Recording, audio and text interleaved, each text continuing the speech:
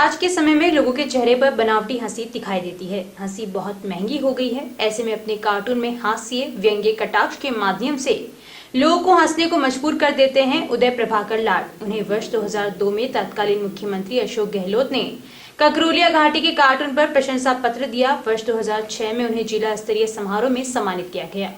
R K colony निवासी लाड कहते हैं कि कार्टून बनाने का शौक उन्हें बचपन से रहा।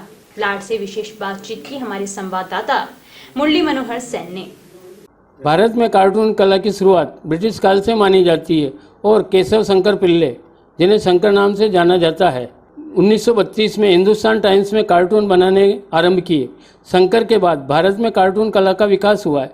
लाखों ऐसे पाठक होंगे जो सर्वप्रथम कार्टून देखकर या पढ़कर अखबार पढ़ने की शुरुआत करते हैं। आज प्राय हर अखबार, पत्र पत्रिकाएं, टीवी, सोशल मीडिया सब में कार्टून को ससम्मान जगह दी जाती है। भीलवाड़ा नगर भी उन गौरवशाली नगरों में है जहां कार्टून कला व कार्टूनिस्ट को महत्वपूर्ण स्थान व सम्मान मिला है।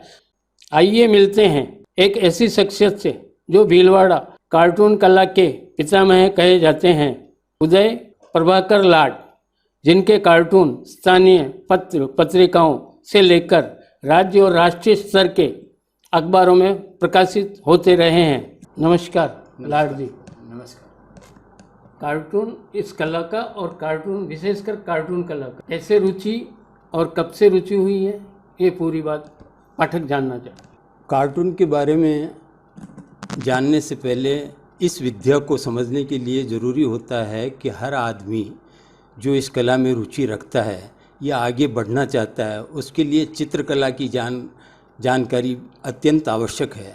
मैं जहाँ तक सोचता हूँ, इस कला की शुरुआत मुझे मेरे बचपन में मेरे पिताश्री NS लाड के द्वारा मुझे मिली है। पिता आर्टिस्ट थे, कार्टून की विद्या वो इतना नहीं समझते थे, पर चित्रकारी के अंदर उनकी मास्टरी थी और वही कला जो मैं बचपन में अपने पिता से देखता रहा, समझता रहा और जानता रहा। जब मैं रिटायर हो चुका तो मेरे पास कोई काम नहीं था, इसलिए मैं अपनी बचपन की जो हॉबी जो मेरी थी चित्रकला की ओर, मैं वापस उसकी ओर मुड़ा। जो भी मैं अखबार देखता था तो मुझे सबसे ज़्यादा उस समय ये पंजाब केसरी के अंदर सुरेर गुरेरा के जो कार्टून होते थे मुझे बहुत प्रभावित करते थे। उन कार्टून को देखने के बाद मेरी लालसा दिन दिन बढ़ती जाती है कि मैं भी ऐसे ही कार्टून बनाने की कोशिश करूं।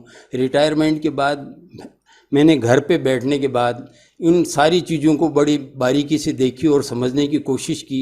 इस कला के अंदर क्या हो सकता है, क्या नहीं हो सकता है। मैं उनके शब्दों के ऊपर जाता था, मैं उनके हाव भाव जो चित्रण किया जाता था उसके ऊपर जाता था और वैसे ही कोई आइडिया जो मेरे दिमाग में आता था उसको उसके बाद में अपने कंप्लेंट लेके और उसके ऊपर उतारता था कि हर आदमी की अपनी कही हुई बात अपने पात्रों द्वारा लोगों तक पहुंचा दें, सरकार तक पहुंचा दें और जन जन तक पहुंचा दें। यही कार्टून की सफलता का सबसे बड़ा राज है।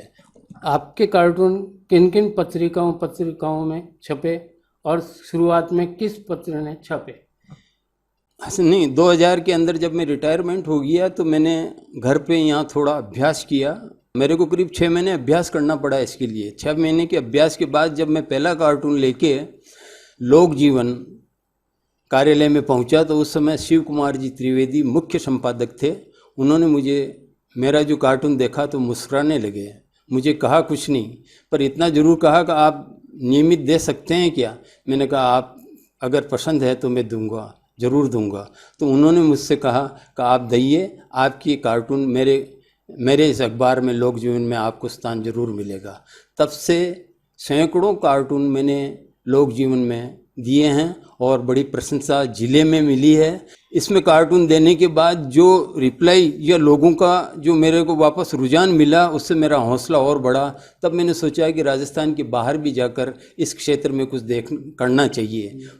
गहलोत साहब ही मुख्यमंत्री थे और ये बिसलपुर योजना का शुरुआत की जा रही थी, तो उस पर मेरे मानस में एक ऐसा भाव आया कि भाई इस कार्टून ये जो आपके योजना है इसमें कई दिक्कतें हैं और उन दिक्कतों को मैंने अपने कार्टून में बनाकर उनको दिया और वही कार्टून राजस्थान पत्रिका में छपा। और उस कार्टून के छपने के बाद गहलोत साहब ने मेरे कार्टून की प्रशंसा की और बहुत बहुत मेरे को उन्होंने विश्वास दिलाया कि आपका भविष्य इस क्षेत्र में बहुत भी उज्जवल होगा।